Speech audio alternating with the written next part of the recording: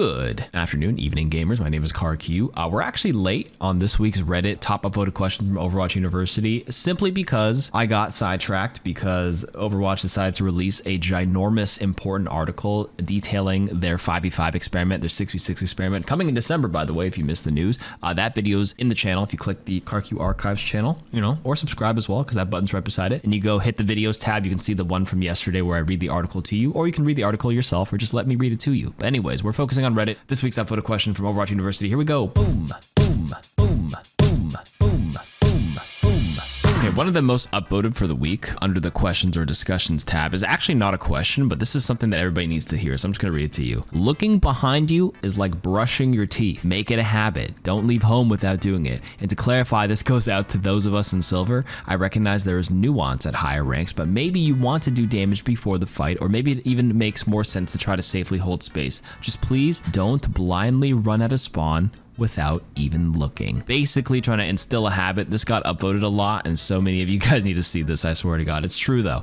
Looking behind you is very important in all roles. If you're a support and they have flankers, look behind you because that's probably where they're coming. If they have Ball, they have Sombra, Doom, Tracer, look behind you. If you're a DPS hero, take your angles, and I wouldn't say like necessarily behind you, but like check your peripheral vision, see where your support's line of sight are while keeping an eye on the enemy. This is just a live moving pieces on the board, and you really got to keep track of where everybody is. And if you're a tank, you, my friend, need to look behind you as well, or at least have the awareness of where your supports roughly are in your head, map it out, because the line of sight of you is very important. You as Ryan, you cannot bitch about healing. If you're literally in their back line and you die and you're like, where's my healing? Well, you didn't look behind you, your support wasn't ready, and there's no way they could have healed you or nanoed you or whatever. So look behind you, build it as a habit. You just have to glance very quickly. Snap your crosshair, snap it back. Next question, why do people never use Juno's orbital ray? It seems to happen to the enemy too. The only one pushing up with the ult is Juno herself.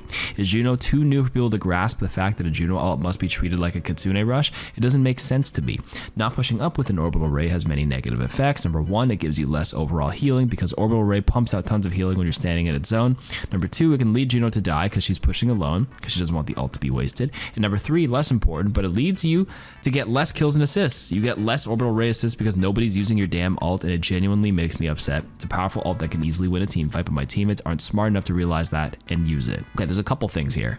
I wouldn't say people don't know how to use it, but number one, Juno is a relatively new hero. Maybe people don't realize the power and depth of it by following it. That could be first and foremost a very true possible answer.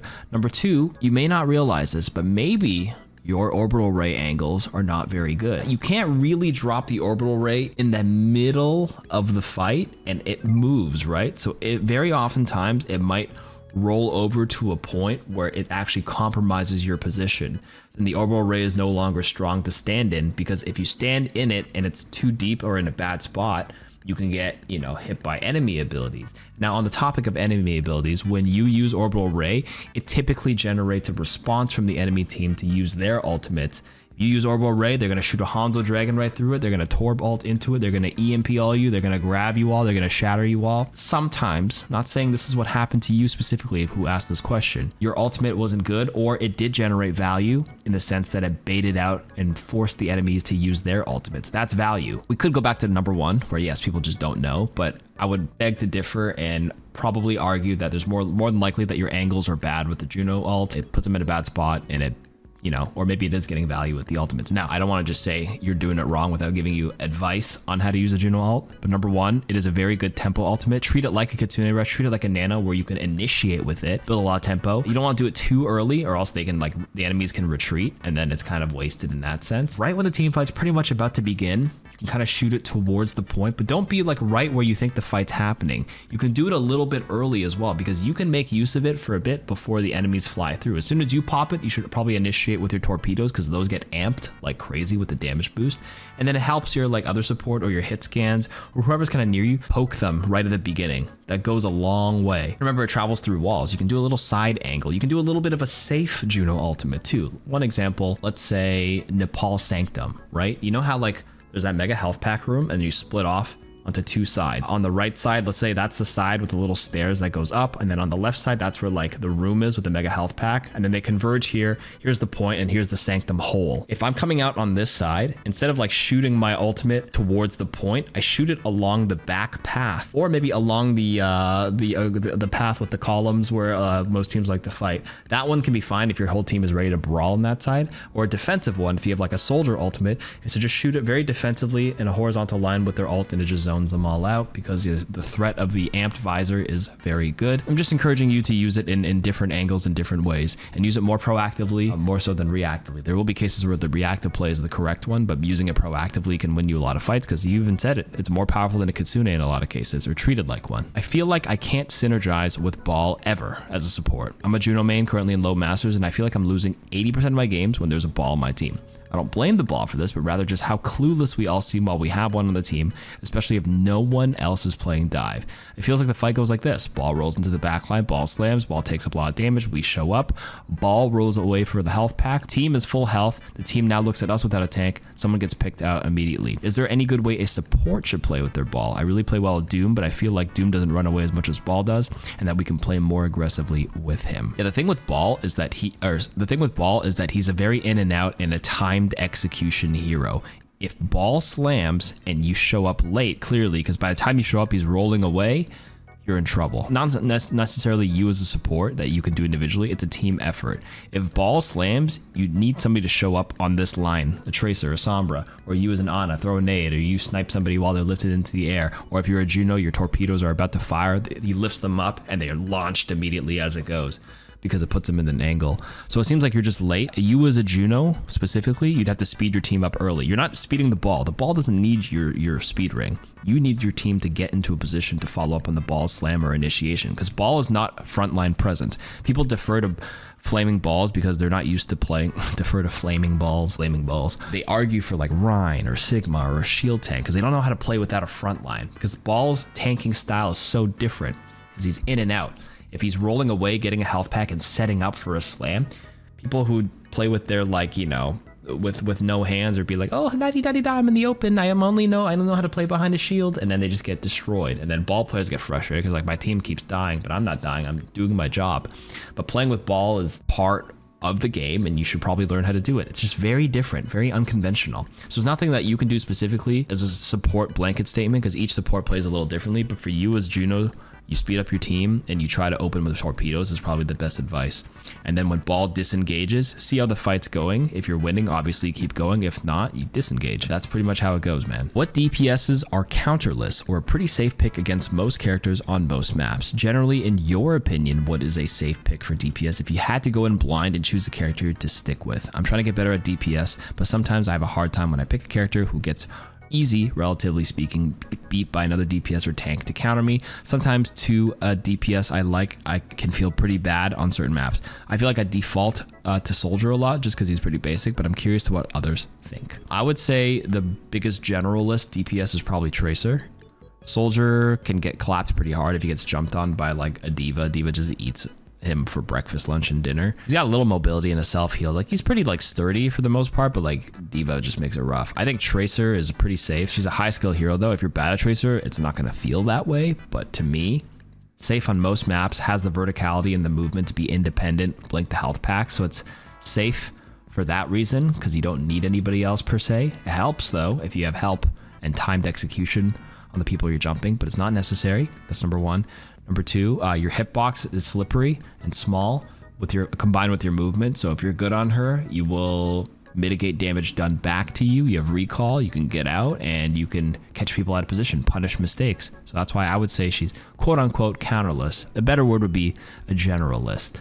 Works in almost all situations. Technically, there are a few heroes that quote unquote can counter her or annoy the shit out of a Tracer to make her do a lot less, which is like Brig or Torb. But yeah, is it normal to find Ana really hard to play in lower ranks? I am a gold rank support and have most of my time on BAP, Kiri, Juno, and Ana with the occasional Brig. Ana is by far the hardest to play for me. Feels like there's just no good position to play on her at this rank. If you play further back, your tank will randomly just leave your LOS and you don't have the mobility ability to chase them down before they get melted. If you play closer to your team, it leads to you getting targeted a lot more, and players at this rank don't really have the awareness to peel for supports. I would say I have decent mechanics. I can take 1v1s on Baptiste, for example, against DPS fairly consistently, but it's pretty hard to 1v1 on Ana, and a lot of times, even if I sleep a flanker and literally spam pings on them, my team couldn't care less. Most of the time, I'll just end up swapping fairly early in the match, and it kind of bums me out to have to do it.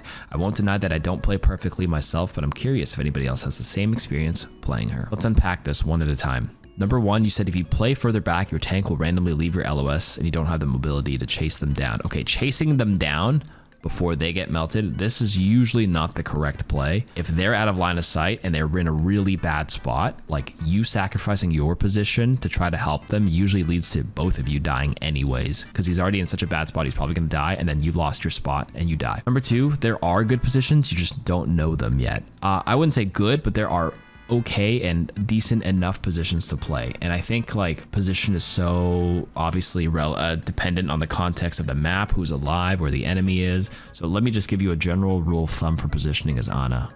Okay, number one, you want to put yourself in a position where you can scope in, because scoping in is the best shot on Ana. It's way more reliable than the unscoped shots, especially at medium to long range. Good luck shooting those unscoped projectiles across the map and landing them reliably. And number two, it's a faster fire rate than quick scoping.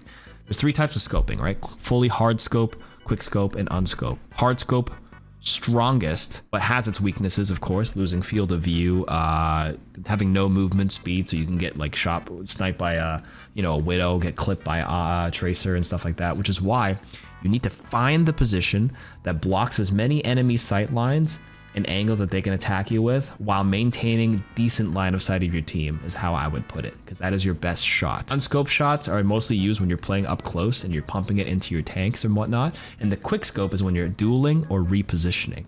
Let me give you an example. Eichenwald second, you're defending the top of the castle. What's a good spot for Ana? You know that overhang bridge, maybe a little bit to the right where you can peek a little bit over the ledge and look down. That spot's okay, right? Where are the sightlines that they can see? Well, they can sneak up the castle on your left. Why would I scope in here? Well, maybe because my team has control of the castle, so that left side angle clear. There's that right side where they can come up the stairs behind you. Usually, if you're scoped in there as Ana and you know where the team fight's happening, you can usually catch anybody going that way. So that pretty much leaves you only to be shot directly in front of you. So for the most part, I can stay scoped in there as long as I possibly can before I'm in danger, before I have to unscope. Use my quick scope to get out of position, get into a new position. Scope shot if I have to drop down, if I get forced down. Unscope shots to just pump some heals while I'm moving, because I can keep my movement speed up. Ana's a very dynamic hero. It is normal to find her really hard to play in general, because she's a very high skill ceiling hero. She's very rewarding, but you need to have great aim. You need to have really good positional awareness and like understand your weaknesses. You can get dove very easily. She's dynamic but very rewarding to play. Bap is more forgiving because he shoots those 3-round bursts. You said you're good at him to 1v1 because you just hold the Ana has such a slow attack speed.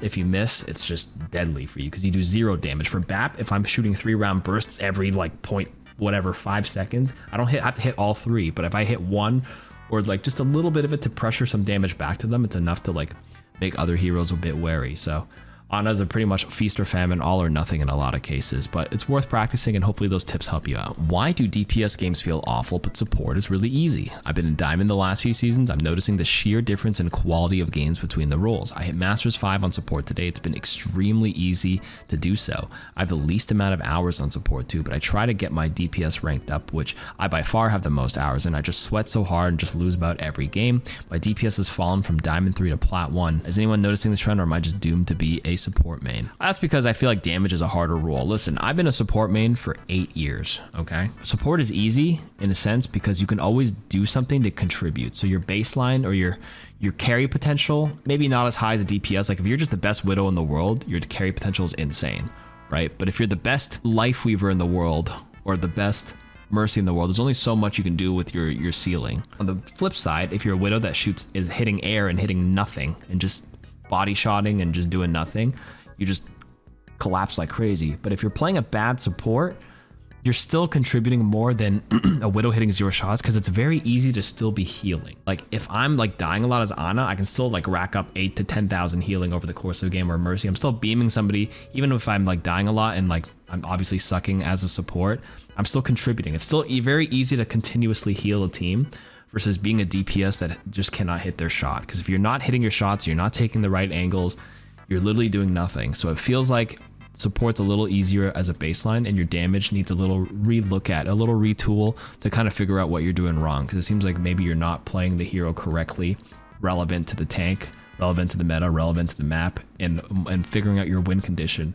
The onus is definitely bigger on the damage heroes, the DPS heroes, to figure out who to pressure and who to mark and all those kinds of things. But as a support, obviously you are supposed to add pressure offensively, but it's very easy to just dial back and just heal, press my Kitsune Rush, press my Nano Boost, and then definitely generate baseline value. Is it possible to never improve? I've been hardstock silver for the last 6 years I've been playing. I've tried it all, but thousands of hours. But despite briefly climbing out, peak being 2500 SR about 5 years ago, I can never get out of silver. I don't even play consistently anymore because it's demoralizing. The last 6 games I played are losses, and I'm 1 loss away from being bronze. I just lose a game and quit now because it's not fun to play anymore. So from the opinion of higher ranked players, is it possible I can just never improve? Is it just not for me? You say you've tried it all, but I don't think you're like trying it all, but like engaging with trying it all, right? You say you put thousands of hours, but like if you're mindlessly queuing without putting any thought into it and just going through the motions, you're probably not going to find much success. I will say if you've been silver for 6 years, you're kind of improving relative to the player base. As a silver in 2016 is not the same as a silver in 2024. A silver player in 2024 might know a few new tips and tricks because the knowledge is always increasing, baseline knowledge, and ranks are a representation of the average player base at each rank, and the average silver knows more now than back in the day. So if you are the same rank over the years, you're improving. But if you're lower, maybe you aren't keeping up and you not getting worse, but everybody's just improving faster than you and you're just left in the dust. Number one, you're not playing consistently. It seems like you're just not having fun, and not having fun is demoralizing, and it makes you lose focus and what you have to do. When you say you try it all, it is possible that you can never improve if you're just not locked in and like playing from the perspective of learning.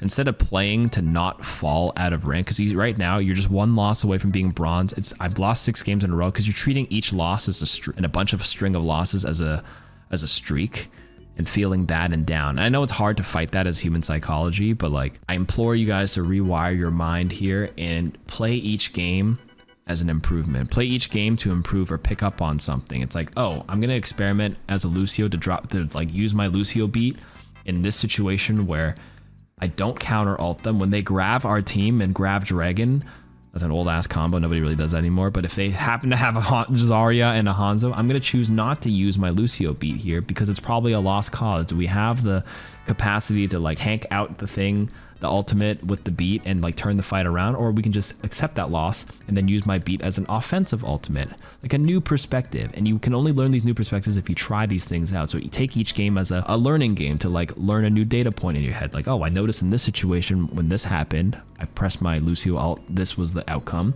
but now let me try doing it in this different situation, see what the outcome is. And you take those experiences and you keep building on that, and that's how you improve.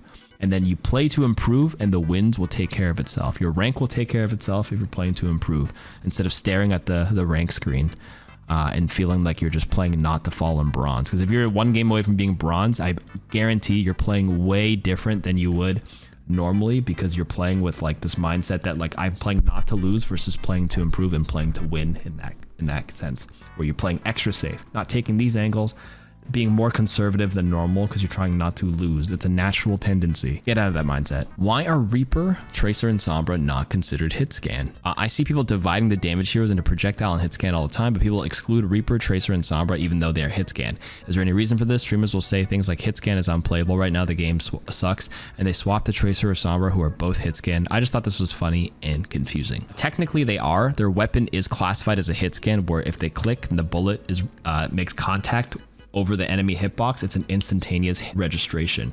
Projectile is obviously there's a travel time. So yes, if I shoot my tracer pellets across the map on the flying Pharah, I'll do like one of my pellets might tag her and it's instantaneous. It is a hit scan. But when people say hit scan in this game, they basically mean medium to long range hit scan. If there's a Pharah and you say hit scan, they mean Soldier, Cassidy, Ashe, Widowmaker, Sojourn with her rail range. That's the biggest difference maker.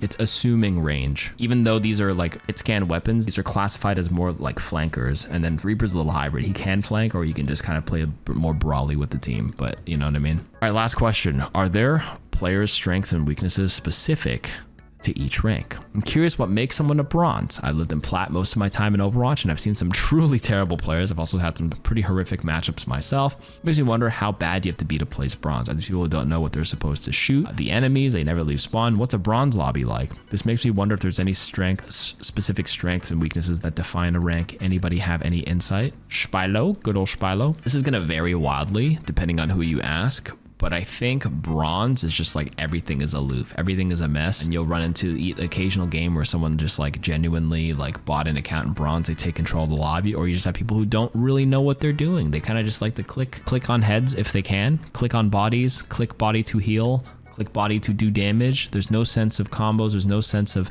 timing, positioning. It's a wild, wild west down there, but you have the occasional bronze player who's like barely bronze, but kind of fell from like mid silver, even low gold, but they have a basic understanding, but they just tilt too much. So the psychology is holding them back. They got the better mechanics, but they're also just like, you know, tilt queuing. So they're playing like a bronze. Wild, wild west and bronze. And I only know this from the perspective of like, I used to review and VOD review like many years ago. So I've seen some gameplay back then. Silver is also not as volatile, but also pretty wild, because genuinely there are some silver players who have incredible game knowledge. We're at a point where like medium to high silver can be people who consume so much Overwatch content, they know all the nitty gritty, but they're terrible at executing. Actually, at this point, to simplify, it can vary more, and the variance just lowers the higher you go. Even in Masters, Grandmaster, you have the occasional person who plays terribly and doesn't really understand the team synergy, but it could not just be they didn't understand it, they just didn't sync up, they were tilted, they were drunk, they just had a bad game. Like, people forget people can just have a bad game where they were hard focused, they didn't make the adjustment, they didn't adapt.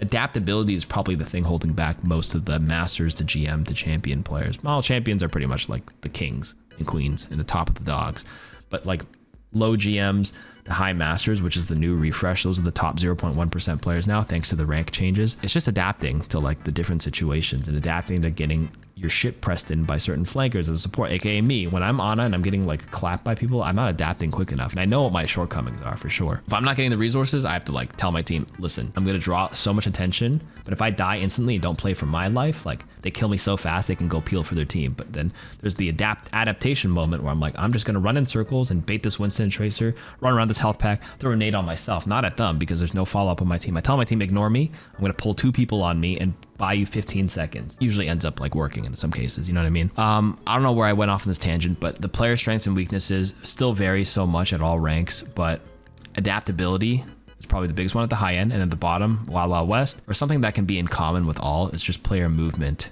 Positioning is a little too dynamic to kind of like answer in a Reddit question, but movement is a baseline thing that everybody can get better at. And you can see a bronze player, they walk in the linear lines or they just stand still. Worst thing you can do. Silver, gold, get a little better at strafing. And then at the highest ends, I'm just gonna jump from the bottom and just read between the lines of the gradient. But at the highest end, people left, right, down, crouch. And they got some crazy movement. They turn, they duck their head, hitbox, and things like that. Like literally instinct on most high level players. If a Widow does a grapple shot in the air, most squishies, if they see it, they turn, duck their head, and then look back. I do it all the time as a support. You'll never catch a bronze player doing that, ever. But knowing your movement and being comfortable with your hero, having dynamic movement while simultaneously like correcting your aim for your movement, that's the biggest tell. When I watch like a VOD and it's like, guess my rank, and I'm like, well, looking at how they move, they literally move like a silver player, and I can just tell right away. And having better movement means you dodge more shots, which means you stay alive more, you generate more value. Do that. I think that's it for this week's Reddit questions. Thanks for listening to me yap, and I'll see you guys next week. Bye-bye.